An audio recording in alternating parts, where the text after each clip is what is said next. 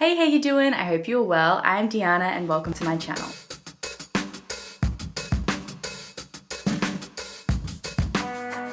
In the spirit of the readathon that has consumed me in the best possible way in the last 2 months, I thought I would share with you some of my favorite fantasy romance books, just in case you are also taking part in the summer romantasyathon challenge hosted by Tori from Tori Between Pages and need some recommendations. So I'm going to share with you 10 fantasy romance books that I know and love. We have a couple of different vibes as well, because I've been finding that switching up the tone and the vibe of the book, going from like a cozy fantasy romance to more of a dark to something in between, has really been helping me fight off a reading slump. So grab yourself a coffee, cozy up, and let's talk about all things romantasy. First one I'm going to recommend is the Tairen Soul series by C.L. Wilson. I know these have just got recovered, but I love these original covers. I think they are completely iconic. I think if you're an ACOTAR girly who is looking for a different series to pick up, this is a great next step for you. Fae Rain gives like Rhysand vibes, but he is way more swoony. So in this we are following King Rain, who is the king of the Fae and also a Tairen soul. So you see this big cat thing? They are like cats with wings. So that's what the Tairen soul is. And their survival is linked to the survival of the Fae. And unfortunately, after a ongoing battle with these wizards and warlocks, the Fae race is dying out, and so are the Tairen soul. Basically, there was this big battle I think it's at least a century ago, could be more, where King Rain lost the love of his life and in a fit of grief pulled all the Fae from the human realm and tucked them in the Faden lands. And before he did that, he let out a massive power surge and basically ruined everything in a very wide radius. And he thinks, you know, they've won the battle and the war and he can now go grieve. It's 1,000 years later and he learns that didn't kill them all, and the good fight between good and the evil warlocks is still going on. He realizes as well that he needs to go back to the human lands and get them to take up arms against the warlocks, and also has been told to go there to find the cure for both the Tairen and his people.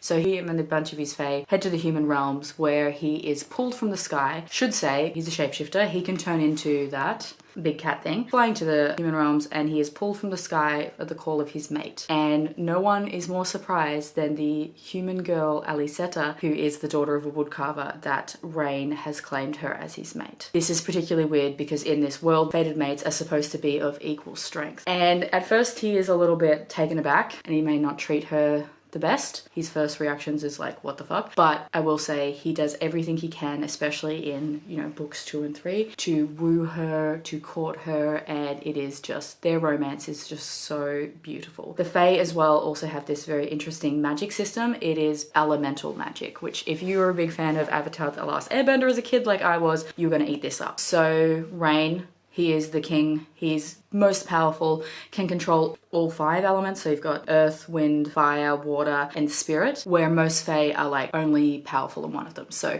she has a guard of 5 Fae, all who are master of a different element so that they can protect her. And yeah, lots of political intrigue. We find out that Aliceta may not be as human as she or anyone else thought she was. And we find out how the warlocks have been like churning this war in 1,000 years and kind of become a bit of a covert operation. And they kind of deal more with like blood magic, and they're a bit slimy and gross, like the visceral, like I want to throw up feelings I get when we get to the, I keep forgetting his name, but the evil warlock dude. His chapters just make me like physically ill. But highly recommend this one if you're looking for a very swoony romance, a elemental magic system, and a lot of political intrigue. Next up we have The North Wind by Alexandra Warwick. This is a dark fantasy romance, standalone. Like this is going to be a series, but they're going to be like interconnected standalones, which happens with romances, each following the 4 winds. So first up we have the North Wind, who is also known as the Frost King, and he controls winter. He is also the King of Death, so he rules over the Deadlands, and he is the one to cast judgment about where the human souls spend their afterlife. So there is a big Hades and Persephone bent to this, and a dash of Beauty and the Beast retelling as well, which is just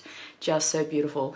And I love the kind of Greek mythological twist we have. So in this we are following Ren, who lives in Edgewood, and her town has been destroyed by this endless winter.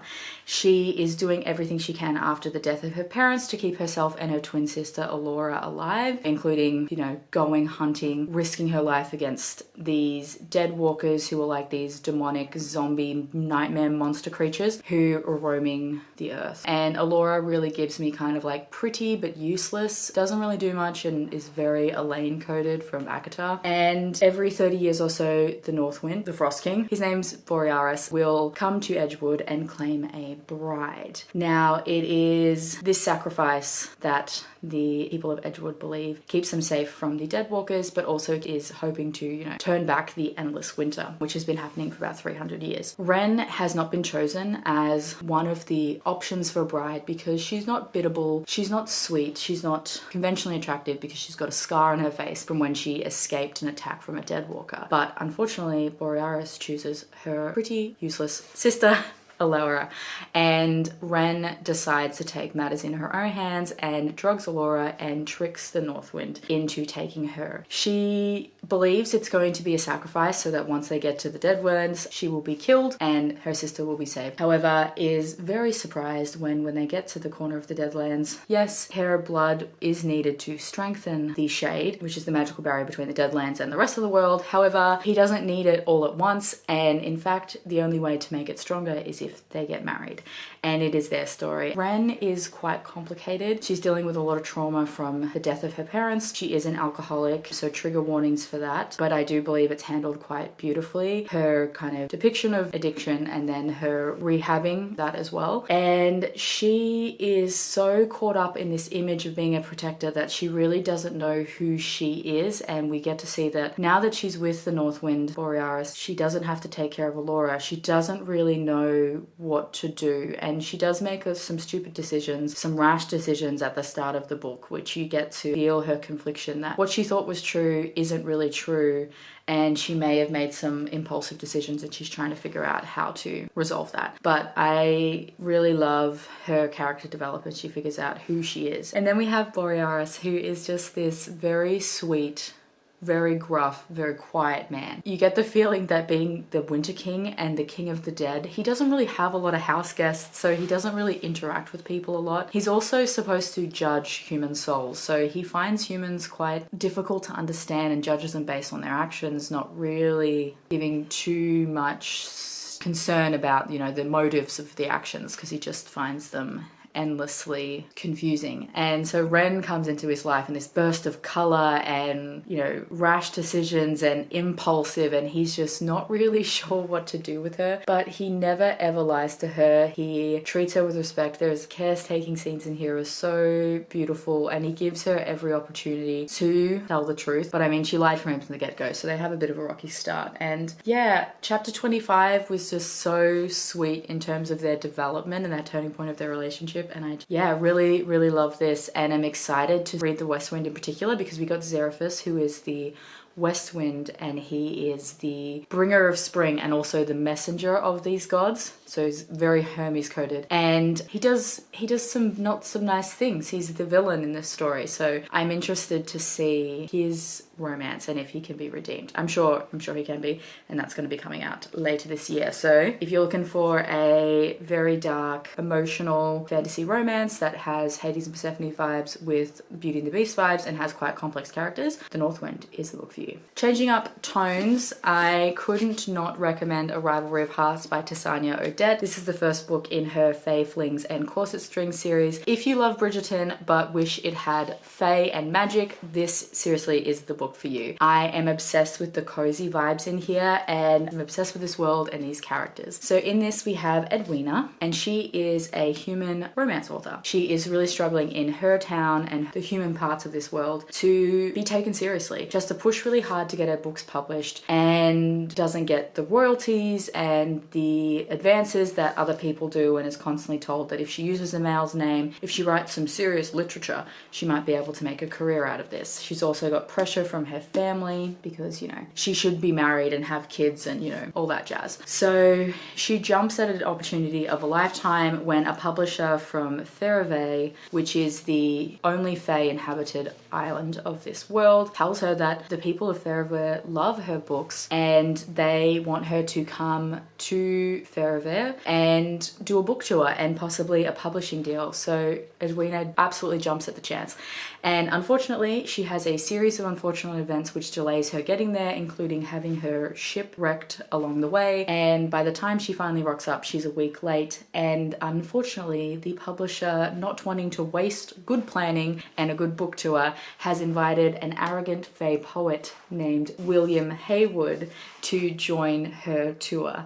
And they have decided that whoever sells the most amount of books on tour will be given a 3-book publishing deal. Edwina is this super confident, chaotic, creative person that I just aspire to be. You can tell that writing and books just completely consumes her, and I love that it's set on a book tour. Like, you can feel the magic of if you've been to a book signing, that's definitely sprinkled through here, and I love that she gets to connect with her readers and she gets to tour through the aisle because it's a mix of like elemental and seasonal courts. So that was fun. And then William, we slowly learn that he might be more than the arrogant Fae poet persona he puts in place, and I think he does constantly put his foot in it when it comes to Edwina. He is instantly attracted to her, and on a drunken night they make a bet that whoever collects the most intimate bed partners along the tour will actually be the real winner of the deal, because if the other person gets it, they're supposed to decline the publishing deal. And both have very valid reasons as to why they need this publishing deal, which creates complications in their budding relationship when the pair decide to have kind of like a frenemies with benefits situation and some sexy lessons. And yeah, I completely love this. I just want to reread it all over again. I'm still, I think, in a slight book hangover from this one. It has the beautiful cozy vibes. I am beyond excited for the sequel, which is also coming out later this year. But yes, if you wanted like the magical, whimsical, cozy vibes of Howl's Moving Castle or Half a Soul by Olivia Atwater but wanted more steam, this is the book for you. Keeping on the cozy train, next recommendation is Swordheart by T. Kingfisher. And this is just so fantastic. So we start off with our main character Hella. She is a widow, and after her husband's death been living with her husband's eccentric uncle and basically being his companion and caretaker, housekeeper, all of the above. And this man has just died, and in his will he gifts Hella his entire inheritance. Not only is he eccentric, but he is stinking rich, which causes her husband's family to lose their mind. So they are trying to force Hella into marrying one of his distant cousins, so the wealth, the money, the assets stay within the family. They have at this stage locked her in her bedroom, and Hella, being quite a practical woman, realizing that she has her own will which stipulates that any of her assets go to her nieces, comes up with the conclusion that the only way to get out of this marriage is to off herself, and finds a shiny sword in her bedroom, and just as she unsheaths the sword and ready to stab it through her heart, the spirit of a sword, a grumpy warrior named Sarkis, comes alive, and he is the protector of the sword, and he is bound to the sword and is supposed to protect whoever wields it. So it puts a little damper in Hella's plans, but he helps her escape from the house, and they end up going to the Temple of the White Rat, I believe, which is one of the gods in this world, but all their, I guess, priests and disciples are lawyers. So she's off on an adventure with this grumpy 1,000-year-old warrior. They are crossing the countryside in hopes of getting legal advice so that Hella doesn't have to marry this odious man. And it is so fun. So if you like something whimsical, we have like an adventure. It gives me Princess Bride vibes. Hella is an older character as well. I believe she's in her 30s or 40s, which I love seeing. And she doesn't necessarily want to go on this adventure, but she has to, because otherwise her options was to marry a horrible man or kill herself. So, you know, she's got to go. And I love the fact that, a bit like Borealis, Sarkis cannot take this woman who talks a lot, she overthinks things, she loses her train of thought, and she's a bit all over the place and very chaotic. So he has no idea how to deal with her, but I love that she uses that to her advantage as they're on their adventure, and if they get stuck with like bandits or something, she really plays up the helpless damsel in distress and manages to overwhelm people with talking and emotions that they just they just let her go. And yes, it was just absolutely beautiful, and it kills me that it's a standalone, but it's just so perfectly crafted.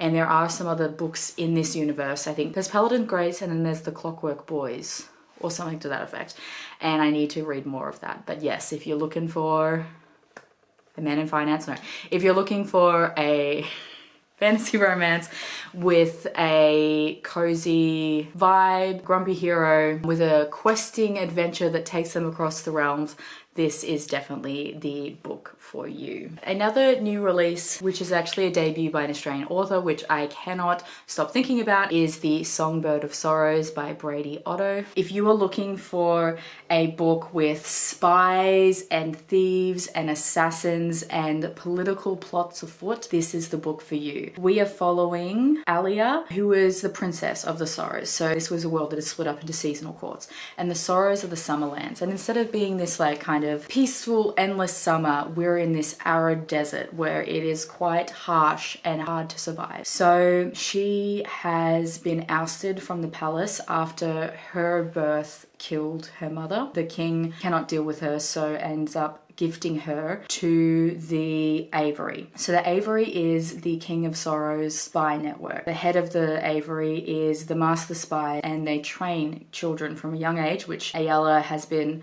you know, gifted into, conscripted into, and they train up. And if they pass their training, they have the chance to become a songbird and then move up through the ranks. So all her life, she has been told, you know, she has to wear glamour so she doesn't look like the Princess of Sorrows. And she has been risking her life to keep her identity a secret and also just pass and become one of the songbirds. And she is straight away assigned to one of the most prestigious assassin troops called the Alpha Flight, and they are off on a mission.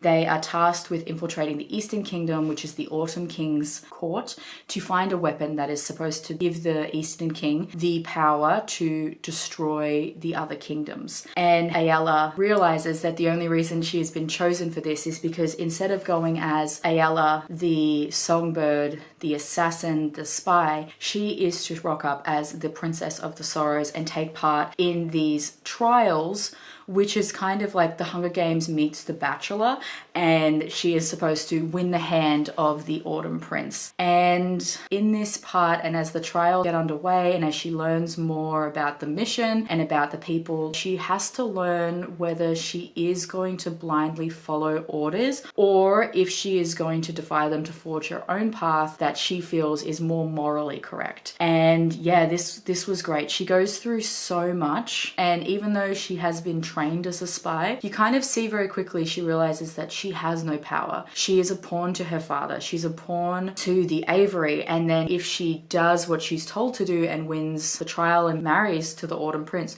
she's going to be nothing but a pawn to him, because this man, underneath his gilded smiles and suave words, is a pure psychopath, is the only words I can use to describe him. So I am super excited to get to the sequel. I love as well that this world has a Greek myth spin on it. So we've kind of got this traditional Fae, you know, seasonal courts vibe, but we've got this Greek myth twist to it. There was this god war which created this world, and they are these kind of superhumans that they have, like, you know, longer lives, they have slight magical abilities, they can heal faster, they're stronger, taller, all that jazz. I'm excited to learn more about the world, and there's been hints at the God War. And also the way the Autumn Court is described, and I think it fits the prince of the Autumn Court perfectly, is that while this land looks lush and green, there's this like undercurrent of rot and decay, because autumn obviously is when, you know, things start to die before we go to winter. So I completely loved that take on the Autumn Court.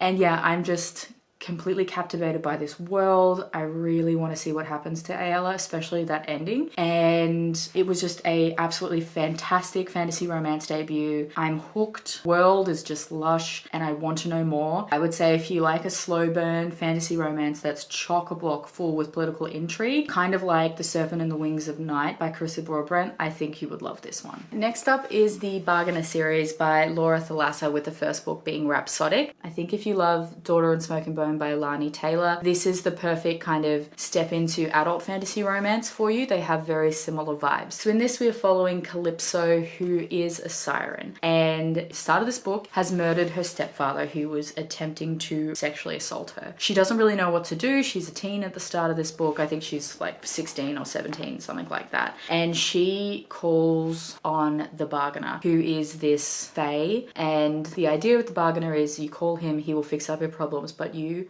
in turn offer him a favor. So anyway, she calls him, he helps clean up her dear old stepfather and takes her to Europe to a boarding school for supernaturals. While she's there in the first couple of years, she is constantly calling on him and making silly little bargains with him, and is basically the only person in the face of the earth to have strings of beads with IOUs for the Bargainer. Something happens and he disappears from her life. It's 7 years later. She is living as like a supernatural bounty hunter with her best friend, and she still has her IOUs to the Bargainer. Only death or repayment of the bargains, the deals, will get rid of them. Out of the blue, the Bargainer rocks up with a smile on his face, a twinkle in his eyes, and she knows everything's about to change. She is having to pay back her bargains, and no one is more surprised than Calypso. That first IOU, she owes him a kiss.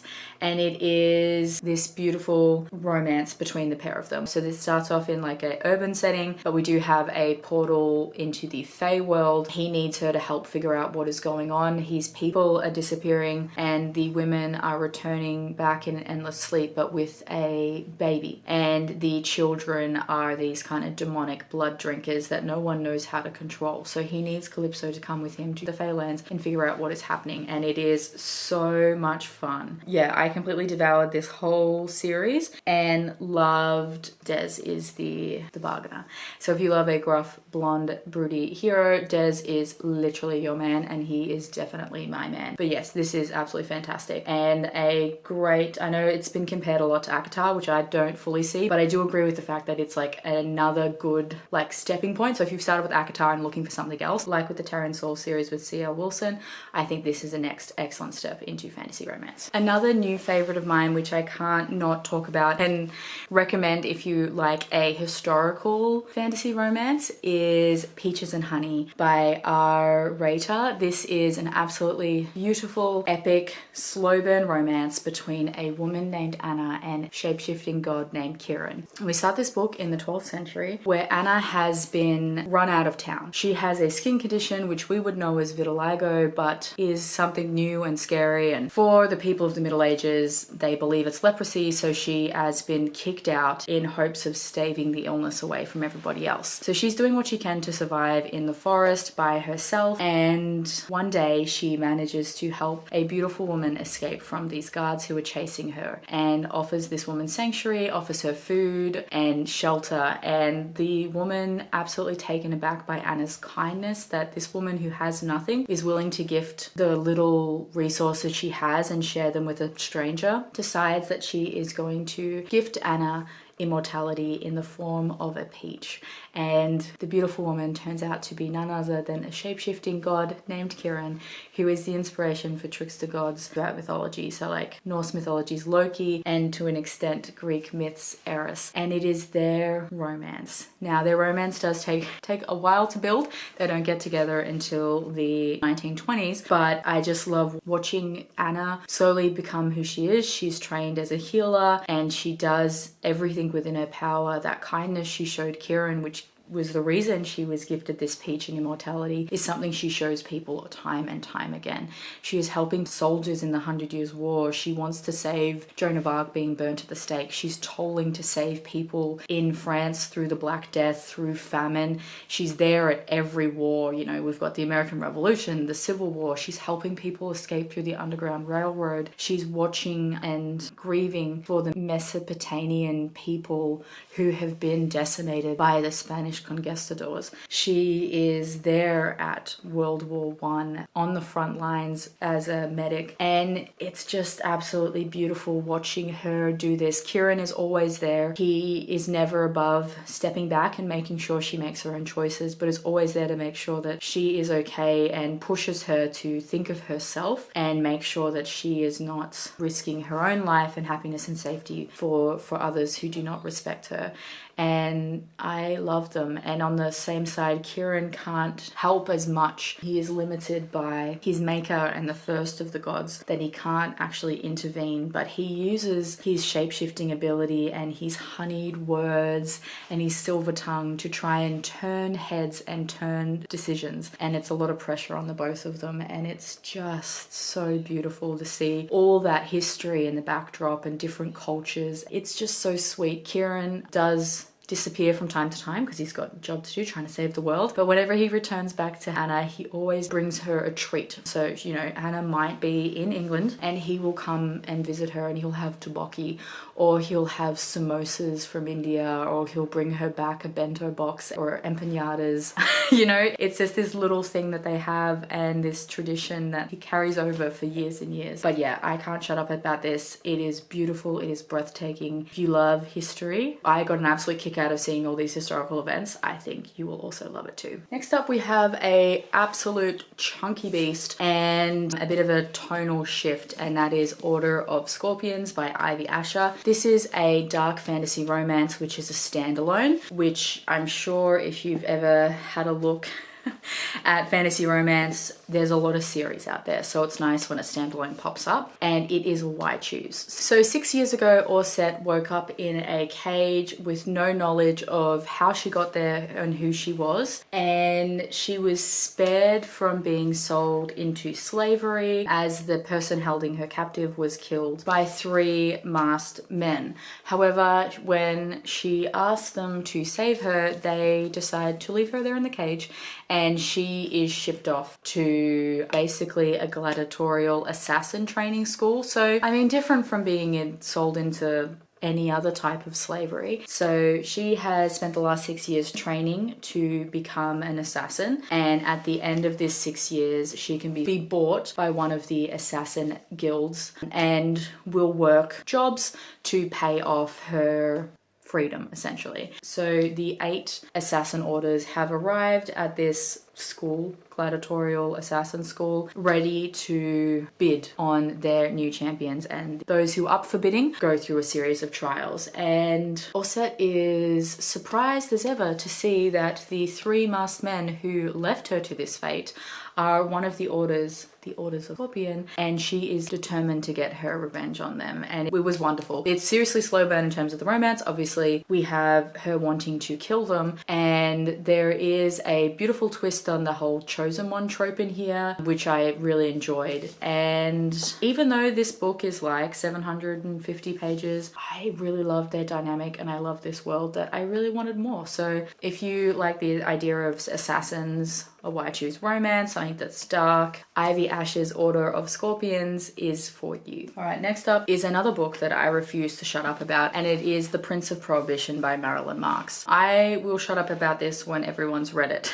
So this is the first book in her Fae of the Roaring Age series, and if you love the glitz and glamour and the decadence and debauchery of the 1920s and the Great Gatsby, but want to add Fae, like Fae as if we see it in The Cruel Prince, this is the book for you. So in this we are following Adeline Colton, who is considered to be cursed as she sees these devils. She grows up in this small town in Savannah, Georgia, where she's been ostracized by the people because, you know, her dad is creating salt rings and getting her to leave town with bells in her pockets and wearing her shoes backwards and her clothes backwards to ward off these devils. However, as she gets older, things are becoming worse because each month on the full moon, this devil prince enters her dreams saying that they are destined to be together. Unfortunately, her father dies and her brother is back from war. He's lost his hearing, so his job prospects are not great. So jumps at the chance when he's given a job opportunity with the FBI because he can read lips, so would be an asset for them. So the brother packs up him and Addie's life and they head to New York, and Addie is very surprised to see the devil prince of her dreams in the flesh, except he is a mafia prohibition kingpin by the name of Jack Warren. This is honestly everything I wanted out of a fantasy romance. The way that decadence and debauchery of the 1920s fits so well with the traditional stories of the Fae. It's just, it just makes me giddy. And I love the found family unit in here. So Jack has ringed Addie into his like court and they are trying to take down this dangerous druid, and there is heists in here. She has to really stand up on her own and decide what she wants because her brother wants to protect her and keep her away because Jack is dangerous. He is a mafiosa. He is also something a little bit more. He is a Fae prince, and he's leading Addie into quite a dangerous situation. And I love that Addie obviously starts as this kind of like very sheltered country bumpkin who knows nothing of the world, but as this book goes on, and even in the second book, she really starts to get more agency, which I loved, and I can't wait to see what's happening in the third book after what was revealed. Super dark, gory. We've got some spicy spice, and I completely adore this. So the only thing you need to know is that it is The Great Gatsby meets The Cruel Prince, and it is wonderful. And also look at this cover. I love the Art Deco vibes. And last but not least, would it be me if I didn't recommend a Lana Pericek book?